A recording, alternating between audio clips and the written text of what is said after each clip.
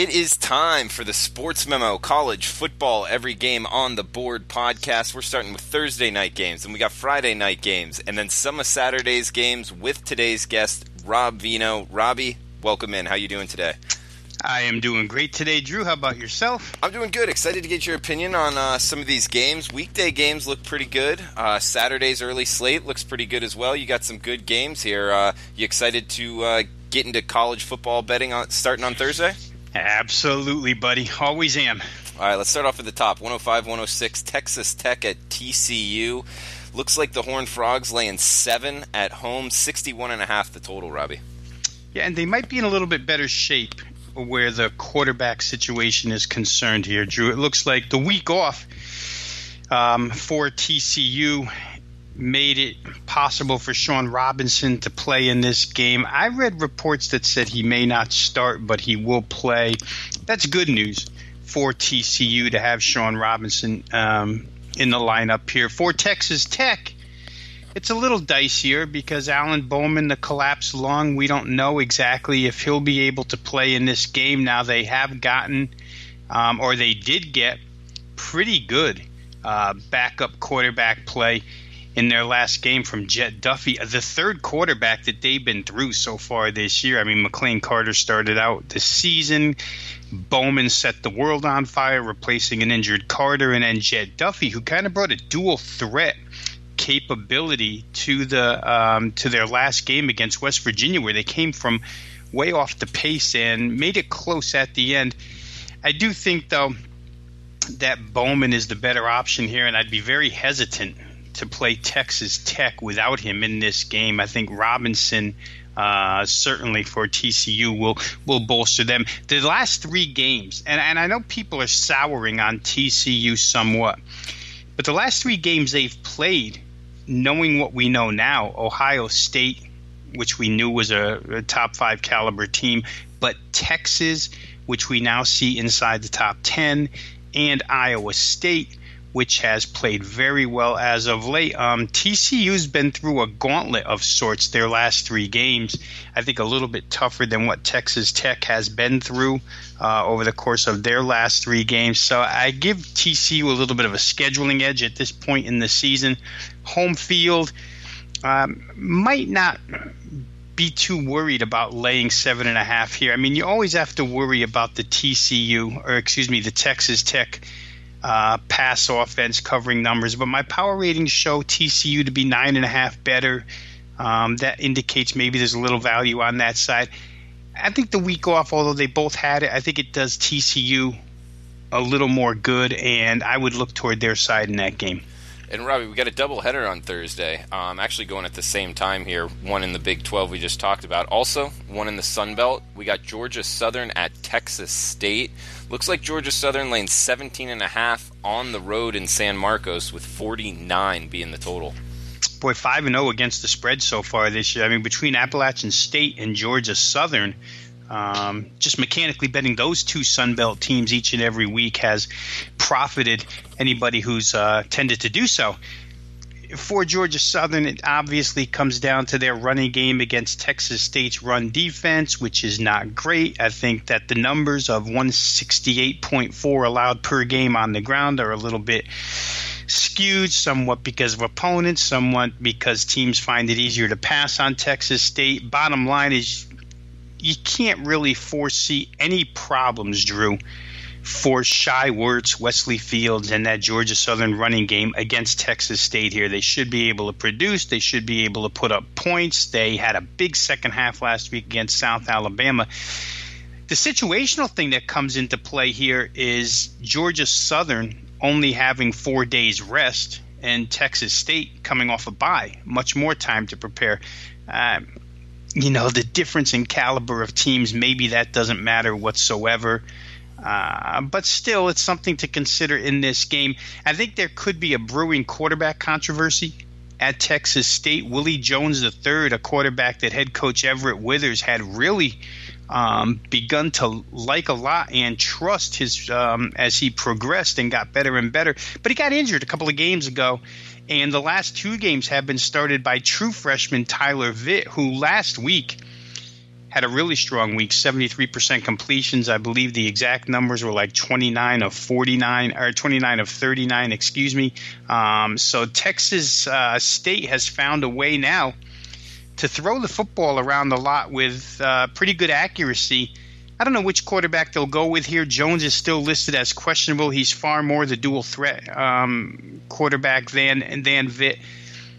I think that it would make a difference to me as to whether or not I play the total here. I think the quarterback, the true freshman Tyler Vitt, throwing the football might have a little more success against that Georgia Southern defense than would the more run-oriented quarterback Willie Jones III.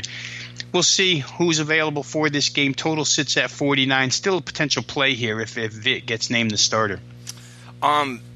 Robbie, you said Texas State played Lafayette last week, though. They did. They were at home. So did want to just mention that. So it is kind of – because that is a big part of this handicap, actually, is Georgia Southern on the road, you're right, 4 days. It is a big advantage to the home team having to travel that. But at the same time, it's a big disadvantage for Texas State going against an option-style offense and not having extra time to prepare. That's the only reason I wanted to point that out, is because they did play Lafayette, so they're having the accelerated prep time for Georgia Southern, which can be difficult and is a very key part of this handicap. So bringing that in, I mean, I guess 17.5 being the ultimate equalizer as far as the line goes.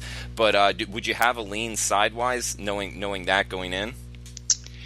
You know, the lean would have to be toward Georgia Southern sidewise, Drew, because the lack of preparation time to face the option against, as opposed to the lack of preparation time facing an offense that up until last week, second half, really has struggled somewhat until they found their passing game, Texas State. I think that's a huge advantage for Georgia Southern. And, of course, there's a defensive edge here for Georgia Southern as well. And I don't know how I got that all messed up saying Texas State was off a bye week, but you are correct. Lafayette beats them 42-27 last week. And like I say, the second half was pretty good for Texas State. And Tyler Vitt showed a lot throwing the football against the porous ULL defense. No doubt Georgia Southern's a little tighter in that respect, but Georgia Southern has had their issues in certain spots this year defending the pass. So it'll be an interesting call whoever Withers winds up using at quarterback in that game. Robbie, let's move to Friday's action. We got USF at Tulsa. Looks like USF 7 pretty much across the board. There is a 7.5 at Chris. We got 62 being the total, this one in Tulsa. How would you look to bet this AAC matchup?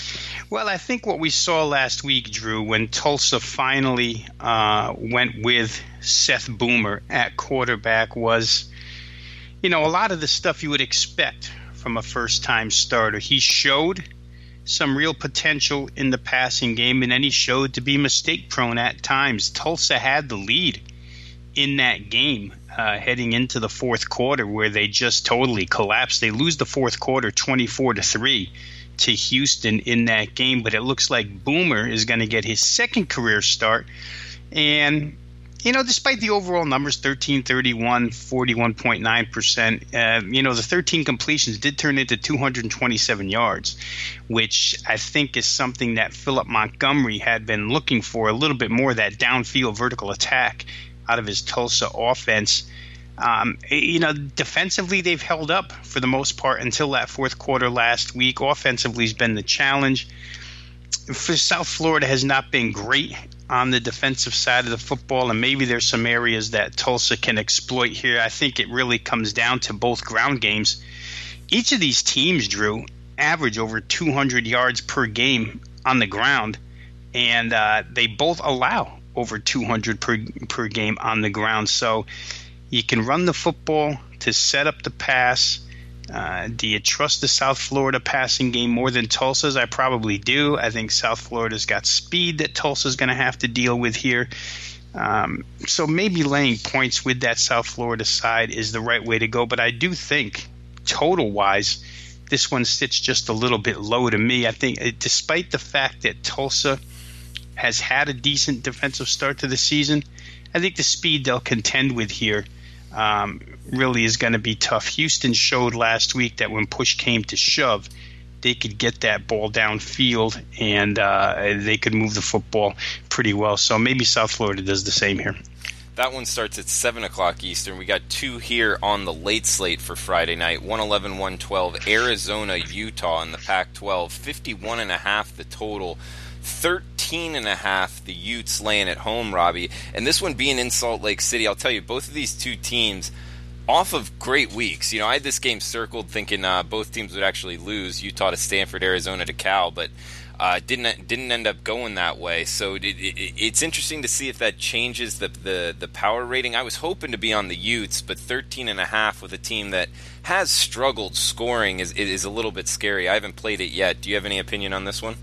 Well, power rating showed Utah should only be 10.5, Drew, so there is some padding there, and I think it certainly comes from the job they did against Stanford last week, 40-21 win. Of course, Stanford minus Bryce Love. That makes a big difference in that Stanford offense and their ability to play action when you just don't respect the run game whatsoever.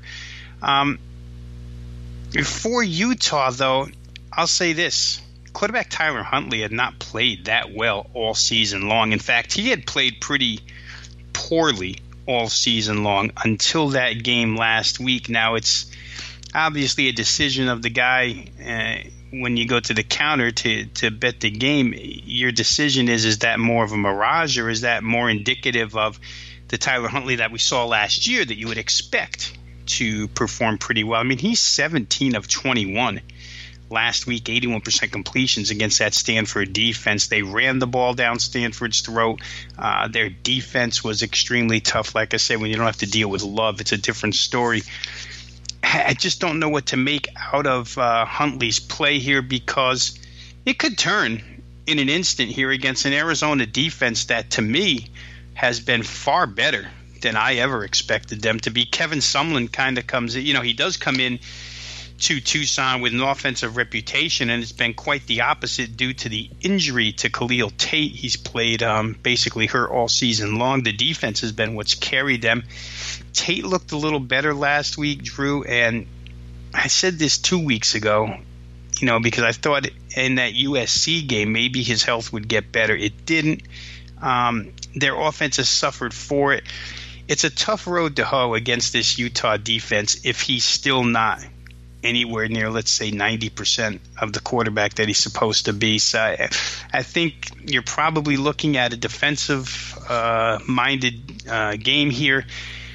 Totals come down 53 down to 51.5. I think that's to be expected, and perhaps maybe there's a little value there. I haven't played this game either way yet, and I doubt that I will. I will say this to those listening who play first half or second half wagers. There are a lot of teams now that are developing huge splits in their first half play and their second half play.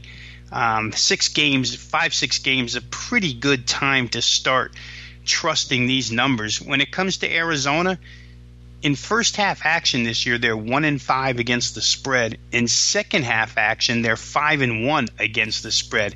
A lot of times coming from behind, but it really does give some credence and credit to the adjustments that head coach Sumlin and his coaching staff are making second half here. So if you do play those particular options in games first and second half, Arizona slow starter, strong finisher so far this season. And Robbie, that was 1-5 in the first half, 5-1 in the second half? Yeah. That is a big discrepancy. That's a great find right there. We got 113, 114 Air Force San Diego State. Looks like this one totaled at 45. SDSU minus 11 at home. Yeah, I wouldn't worry too much about the Air Force quarterback situation. There's 3 guys there that are all capable. When you look at an injury report, you tend to see quarterback injured, and you maybe shy away from that team. Where Air Force is concerned, if you were to put them in any type of pecking order, you would have to start with Isaiah Sanders at the top, and he'll be your starting quarterback. He should have been your starting quarterback here, but it looks like Donald Hammond III is going to go.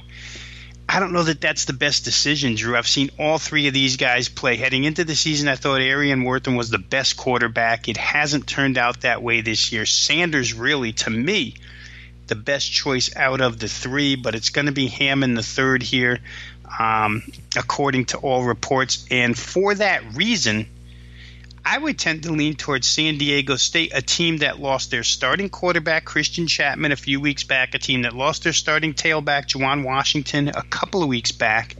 But there doesn't seem to be any drop-off. In fact, a lot of the things that I've read coming straight from San Diego State beat writers are they're better off with Ryan Agnew at quarterback than they were with Christian Chapman. And if you watched the Boise State game last week, one thing's for sure, Rocky Long's defense continues to be rock solid. They've been great all season long. He's especially adept at taking care of this Air Force option. He's done it for years. The Air Force option hasn't really been able to do much against them. Expect much of the same here. And for my money, having what I believe is one of the – not the best quarterback going for Air Force, the best thrower of the football, I think Sanders is that. I think that goes against Air Force even more. Lines picked up here, going from 9.5 to 11. I think the money's correct, even though power ratings showed this game to only be San Diego State -9. Going back to the Eastern Michigan game of a couple of weeks ago, Drew, remember we had that game on our podcast at San Diego State. Yeah, I do. And they were laying double digits then, and we were both in pretty much agreement. It's hard to play SDSU when they're laying double digits because you just can't trust the offense. That would be the only thing that holds me back here. I think all the fundamentals suggest San Diego State should win rather easily. I don't mind both of the number twos playing quarterback and running back. Chase Jasmine looks real good. But despite the fundamentals here, you still are a little leery of laying 11 points with San Diego State. Yeah, and what are the reasonings, just real quick, that what Agnew, the backup quarterback, you think's better than Chapman? Well, it wouldn't be me. I mean, I watched him play last week, but in articles that I've read, beat writers seem to think Agnew, the more accurate passer than Chapman. Chapman's great at, making something out of nothing, so to speak. He's got pretty good elusiveness. He can make plays with his legs, but really Christian Chapman hasn't been a pusher of the football down the field. Now, that doesn't necessarily go with Rocky Long's offensive philosophy either, pushing the ball down the field. But when they like to throw the ball intermediate and deep, most believe Agnew the better of the two throwing the football, and probably the more production potential with Agnew than with Chapman. So far, we haven't really seen much of a drop-off here. To go into Boise and win that game 19-13 last week against a really tough Boise defense, I think was real good for San Diego State. We'll see how they play from here, Drew, because much like Utah with Huntley, this San Diego State offense can be very week to week and very sporadic. So, again, I know we both agreed on this a couple of weeks ago and probably do again, just laying double digits with SDSU. And you know what? They got off to a big lead against Eastern Michigan and could not sustain it and didn't cover that game. It would be the only thing holding me back from playing them here. We got 115-116 onto the Saturday card now. Louisville, Boston College in the ACC, 61 the total, with BC laying 13.5 at home, Robbie. Yeah, boy, they use special teams. I mean, NC State, I should say, tried to give that game away last week against Boston College. And, in fact, point spread-wise, they did give the game away at the end. They only win by 5 against Boston College, who played without their star tailback, A.J. Dillon. They did not look good offensively whatsoever. Happened to be in Raleigh last weekend with that game taking place. So caught about 70-75% of that one. And once again, without A.J. Dillon, BC did not look good moving the football. A couple of special teams gaffes kept that game close. Louisville seems to be coming on a little bit as of late. Juwan Pass, more recently, has looked a little more like the quarterback everybody projected him to be heading into the season. You know, Bobby Petrino has that famous saying, throw it down the hashes. He likes to go vertical. He prefers to have a pocket passer quarterback. That's what fits his style better. And heading into the year, everybody thought Juwan Pass fit that. Unfortunately, not having Lamar Jackson back there anymore hurt Louisville offensively. And still, they're not good offensively. But I thought they played a real good game last week against in their contest, and the week before when they got nipped at the end by Florida State. I thought Louisville looked a little better. So 13.5 here to me looks very, very strong. Steve Adazio's defense hasn't been as good as it was to start the season. Certainly is not a vintage edition of BC defense. So I think you probably have two teams going different directions here right now, Drew. What we've seen the last 3 weeks out of BC, what we've seen the last couple of weeks out of Louisville would indicate Louisville up, BC down. Taking 13.5 would be my way in that game. Total here is 61. It seems a little bit high to me as well. A good one here in the ACC, staying here, 117-118, Miami at Virginia. Looks like the Canes laying 6.5 on the road, 48.5 the total in Charlottesville, Robbie. Yeah, and they have to come back off of that draining 28-27 win over Florida State last week, and now you have to handle Bryce Perkins, the dual threat quarterback for Virginia.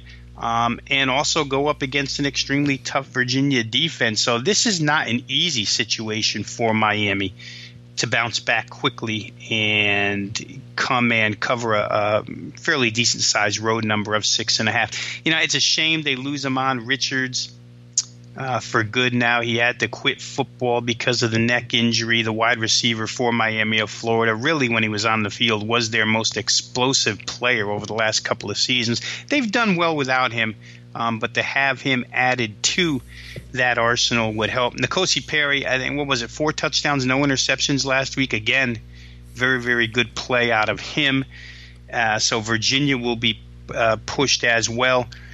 This game, Drew, for whatever reason, has pushed down total-wise from 49.5 to 47.5. Now, we're only sitting here on Wednesday afternoon doing this podcast, and with the hurricane that's going to hit the top of Florida, the panhandle portion of Florida, later this afternoon, you wonder how quickly and to what regions that rain will travel. Perhaps rain gets in the way of this contest in Virginia, in Charlottesville by the time Saturday comes. We'll have to really keep a close eye on the weather forecast as that storm progresses, at least where heavy rains are concerned. We saw some real heavy rains last week affect the outcomes of some games. So that's something to pay attention to here. Again, I'd worry a little bit about Miami. They exerted a lot of effort in that win last week, but it's a Coastal Division game, Drew, and they've bounced back pretty good off of that LSU loss to start the season, and they're beginning to gain a little bit more national attention. You would hope that they could handle it here and take care of this game, but I'm not so sure. If it's a dry track, I kind of like over 47.5. We got Toledo at Eastern Michigan. This one, pick or Toledo -1. Looks like 63.5 the total, Robbie. Yeah, without Mitchell Guadagni at quarterback last week, Toledo still managed to shred the Bowling Green defense, which is not saying much. Eastern Michigan, a definite step up in defensive ability from Bowling Green. Almost anything is. We might not see him again this week, Drew, and it's about time Eastern Michigan wins a game, right? This poor team has gone through more close calls, more gut-wrenching losses than probably anybody in college football so far this season. So many losses by 3 points, the 7-point loss to Buffalo. They were actually behind for most of that game, so that wasn't as tough as the SDSU come from behind overtime loss, the 3 overtime loss to Northern Illinois. This team's probably ready to attack a Toledo defense that hasn't been good all season long. Don't expect Toledo to get better defensively overnight, so I think Eastern Michigan, which hasn't, it's not an extremely dynamic offense, but I think that this is a good matchup for them. +1 at home.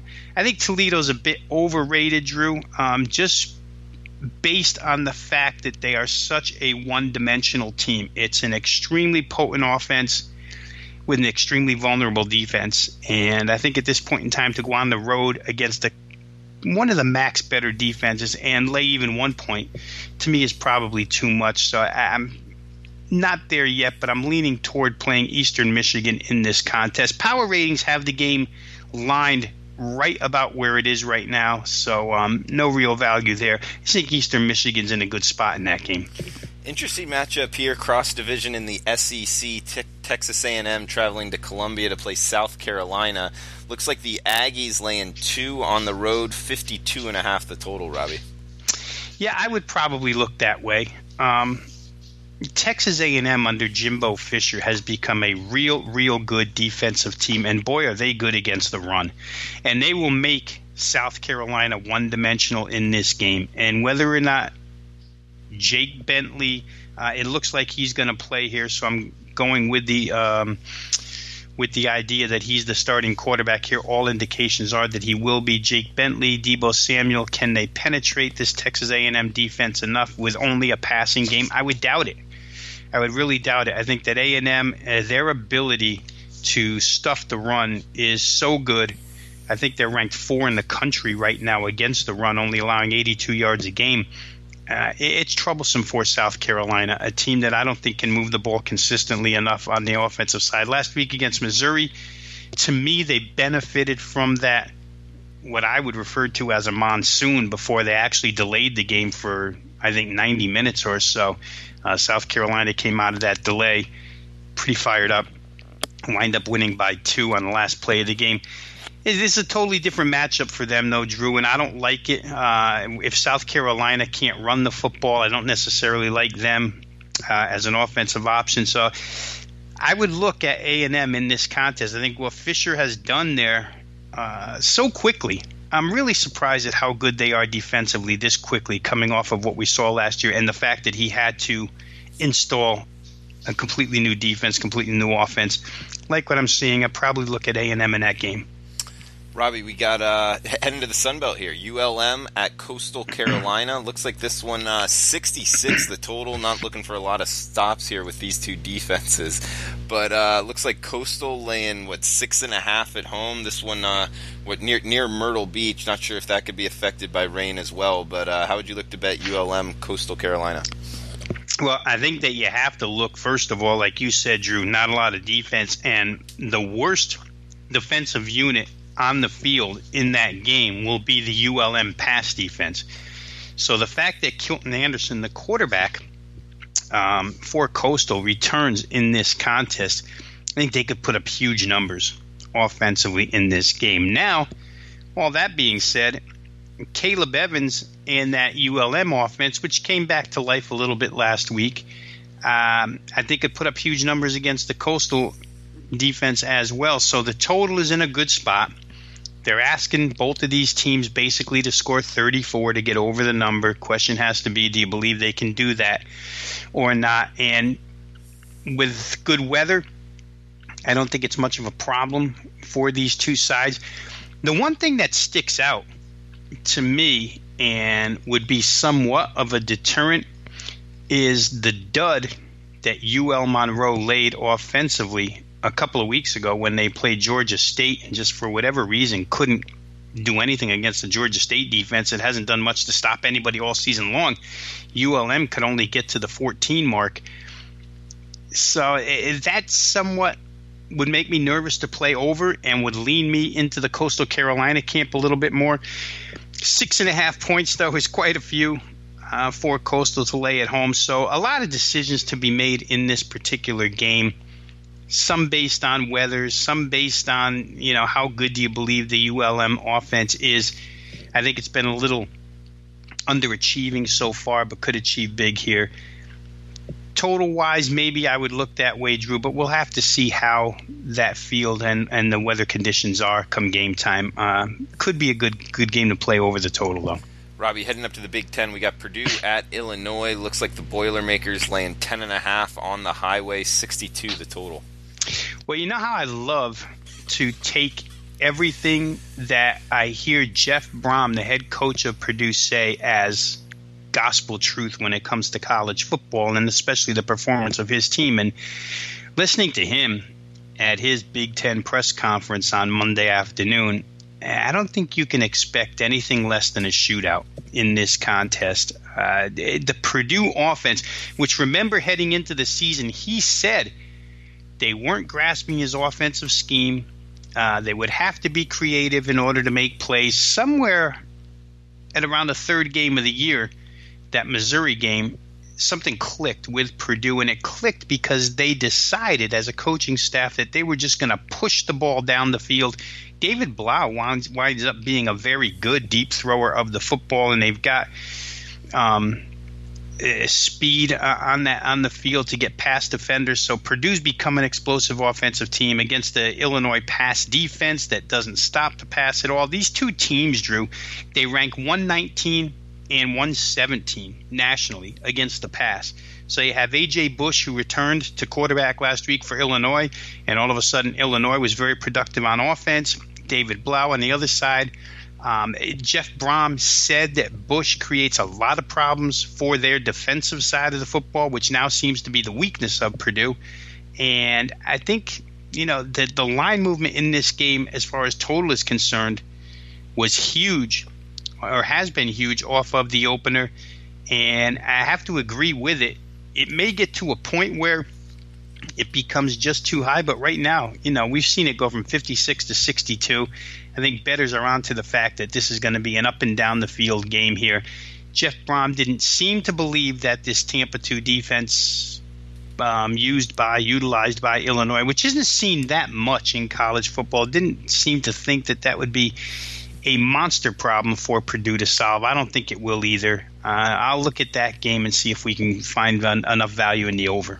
We got about 5 games left here, Robbie, and just want to give a shout-out to you, man. Having a great season, up almost 8 units on the year overall in NFL and college football. And, guys, his 4 and 5% plays, which are the old 15 and 20 stars from the old Sportsmemo, the top plays pretty much, which he'll have on the website at sportsmemo.com this weekend. He's 30 and 17, 64% plus 20 units on the year. So make sure to check out Robbie Veno's college football and NFL season service. We got 129-128 Ball State, or 127-128 Ball State Central Michigan here, Robbie, in the MAC. 54 the total right now at Chris. Looks like CMU laying 3 at home. How would you look to bet this one? Yeah, Ball State ran into a defensive buzzsaw last week, Drew, and their offensive performances have been, inconsistent at best. However, if you examine the defenses that they've played, let's face it, Notre Dame, a very good defense on a national level as far as top 10 teams are concerned. Indiana, under Tom Allen, a very good defensive team. And Northern Illinois, probably the best defensive team inside the MAC. So 3 of their 6 games have been played against very, very good defensive teams. And, Riley Neal, James Gilbert and company just couldn't find ways to move the football against those opponents. The other opponents that they've played, it's been a different story, and they have found ways to move the football. I think that comes into play here against Central Michigan. I could really see this game getting up and down the field. Central has had their difficulties on the offensive side as well. But again, they've had to play Michigan State. They've had to play Kentucky. They've had to play Northern Illinois. Just a pointer for those who handicap throughout the week and tend to use averages for teams on offense, offensive averages, rushing, passing, defensive averages, rushing, passing, using them as a guideline. Sometimes you have to dissect them a little further and just go through the opposition. For both of these teams, it's been a very tough road against some very good defenses. Ball State has shown more ability when they've got outside of those really tough defenses than has Central Michigan. But I do expect CMU to have one of their best days here against this Ball State defense, which isn't great. I don't think it'll be enough, though. Ball State, to me, +3 could be a good side here. Over 54 seems to be a real good play to me. That one I've got a little check mark next to, and we'll see if that makes the card this week. Robbie, in the ACC, an interesting one here. These two teams know each other. Duke traveling to Atlanta, playing Georgia Tech there in Bobby Dodd, with Georgia Tech laying 3 at home, 55 the total. Duke off of a bye. They did have that bad loss against Virginia Tech, national TV. A lot of eyeballs on them. Is this a buy low opportunity on Duke with extra time to prepare for the option offense? Well, and I think that obviously a factor. I think the fact that the bye came the week after Daniel Jones, the quarterback, returned to the lineup is just as big, just as important. Daniel Jones into the lineup in that Virginia Tech game didn't look like Daniel Jones. Virginia Tech, we know, has difficulty, especially in their secondary. Duke didn't do much offensively in that game. I think the bye week helps the quarterback as much as it helps the Duke defense here. So you get both sides of the football helped by that off week for the Duke Blue Devils here. Georgia Tech, interesting last week that Paul Johnson, the head coach of Georgia Tech, chose to kind of rub it in to Louisville in that Friday night game, scored a bunch of points, 66 all in all, and really wasn't apologetic for running up the score. Has a real discrepancy with the Louisville defensive coordinator who made some derogatory marks years ago about the triple option offense and how it was not the way of the future. So Johnson showed him what the triple option offense could do to his defense. And I don't know that flies here against Duke. I think Cutcliffe will have his defense. This is a real good defense.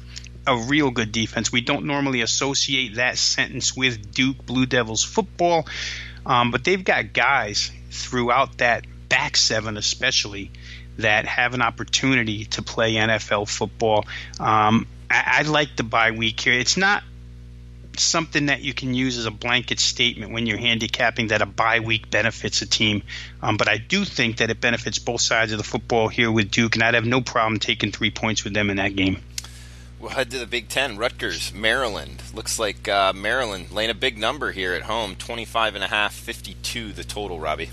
I tell you what, if you listen to Chris Ash, the head coach of Rutgers, speak and put that up against what a disaster the Rutgers football season has been so far, you'd come out of that little speech and you'd run through a brick wall for that guy. He's got more positives. I don't know how he even makes positives out of what Rutgers is doing so far this season, which, as I mentioned, has been a complete disaster. That's not news to anybody following college football. We know Rutgers has been a complete and total mess, but yet Ash finds reasons in this press conference that I saw Monday to try and force you to believe that his team is making progress in the second half of the year is going to be much better for this Scarlet Knights team.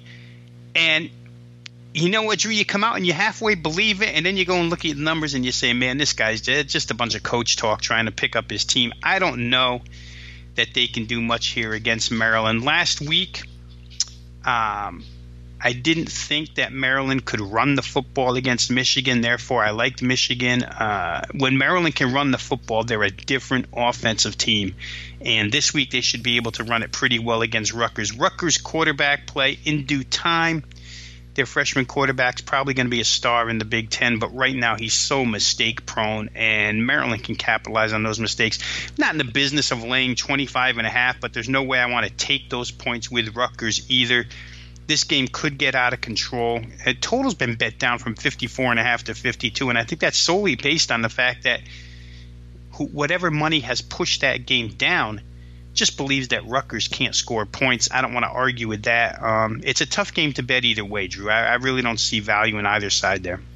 Guys, I want to give out a coupon code here, Veno49. That's Veno 49 at checkout. You can get Rob Veno's college football service. Really is all access all week for half off. Normally $99, only $49 with that coupon code. That's Veno49 at checkout. Rob's a great option for college football and NFL. He's up almost 8 units on the year, and we already mentioned the 4- and 5-star plays have just been amazing, up 20 units, so hitting 64% on those for the year. That's Veno49 at checkout. Robbie, 2 more games here, 133, 134, Virginia Tech, UNC, Va Tech laying 5.5 on the highway, 58 the total in Chapel Hill. You know, it seems to me that the bye week helps here too. It helps UNC, who right before the bye in that Miami game, Drew, you witnessed that game close up and personal. That's when they got the entirety of their suspended players back. They got a few back the week before against Pittsburgh, got them all back against Miami, get destroyed 47-10, go into the bye week 1-1 inside the conference and 1-1 inside the Coastal Division, ready to come out and play a big Coastal Division game against Virginia Tech. I think they'll be fired up. I think they'll be as well prepared as they've been prepared for any game so far this season. And I also believe, Drew, that we'll probably get back to seeing Larry Fedora-style football here as far as the passing game and the tempo is concerned. Virginia Tech, secondary-wise, is an absolute injury mess right now. They had a serious lack of depth heading into the Notre Dame game last week. They suffered another key injury in that defensive backfield last week against Notre Dame. For those who watched it, having the Metallica Jumbotron salute and the Enter Sandman, everything was great until they kicked off and Notre Dame just pounded Virginia Tech into submission. I think UNC is going to be good offensively here. Like Ryan Willis at quarterback pushing the ball downfield for Virginia Tech as well. You could get in this game, in my estimation, something like what we saw with Virginia Tech and ODU a couple of weeks back, an up-and-down style of game here. Total looks a little low here. I think that's just a lack of, anybody thinking that North Carolina is North Carolina offensively at this point in time. But I think this is a good game for them to break out, and I don't see Virginia Tech having much trouble with the UNC defense either when Ryan Willis throws the ball. So over 58 to me looks like a possible play. Yeah, I don't disagree with you. I mean, as far as the side, the number kind of stuck out to me. I thought Virginia Tech would be favored by a lot more, and I was actually looking to bet UNC just because at one point in that Miami game, Robbie, I think UNC actually played a lot better than the score indicates. I think it was the beginning of the third quarter. I looked up at the stats. And UNC was outgaining Miami. I know they didn't outgain them for the full game, but they were down like 40-10, and they were actually outgaining Miami. It was just the way it turned out with the big turnovers and the big plays were all Miami side. But yeah, I think UNC might be a little under the radar here going forward. So I'd be careful if you're just blanket looking to bet Virginia Tech on the road. Robbie, last game here. 135, 136, and then we'll be back tomorrow to start it off with Houston, East Carolina, and finish out the college football card. And podcast scheduling, we got the Friday slate being the NFL every game on the board. But last game here for this podcast, Western Kentucky and Charlotte. We're ending it with a big one, Robbie. WKU and Charlotte, the 49ers. We got WKU laying 7.5 on the road, 44.5 the total, Robbie. Yeah, it's hard to say a lot that's positive about either side here, Drew, but I was talking to you off air before we came on the podcast, and as I said to you then, it's not saying a heck of a lot, but Western Kentucky, in my estimation, is playing a little bit better. You just take a look at their last three games, especially from the defensive side. They've only allowed 20 points to Louisville, 20 points to Ball State, 20 points to Marshall. Those are good defensive numbers here. Problem for Mike Sanford's team has been quarterback injuries, offensive line problems with position switches due to injury. Bye week last week, and heading into Marshall, they thought a lot of those offensive line problems were solved. Thought he had found himself a quarterback finally, and then he gets a bye week to prepare and get his team even further along, and I think this is a good spot for them. Power ratings made the game 9.5, the game open 9.5, so that number was right on the mark. I don't trust Charlotte's defense whatsoever at this point in time, so I think there's a discrepancy there in favor of Western Kentucky. And if the offensive line issues, and if quarterback Stephen Duncan gets, it becomes a little more accustomed to running this offense, which with the bye week it should help, I think they can win a game finally and win a game by double digits. To me, Charlotte doesn't pose much of a threat. Total here has gone way, way down, Drew. I'm showing 42.5 right now off of an opener of 48. I wonder if weather is going to affect this game again. Be on the lookout for that in some of these southern cities and, mid-Atlantic as this storm creeps through after hitting Florida. It could make some trouble in some of these games, but for me right now, I disagree thoroughly with the fact that the Charlotte side has been bet here from 9.5 down to 7.5, and again, that could be a correlating parlay based upon potential weather conditions, playing underdog at that price and under together, thinking it'd be a sloppy, low-scoring game. I think Western Kentucky is the better side, though, and put a little bit of an asterisk or a little bit of an up arrow next to this team because I think second half of the season will bring better results for WKU. All right, Robbie, great podcast. And guys, remember the coupon code Veno49 to get his college football and NFL all access for 7 days for only $49. That's half off. Veno49 at checkout. Thanks for listening. We'll be back tomorrow to finish up the College Football Every Game on the Board podcast.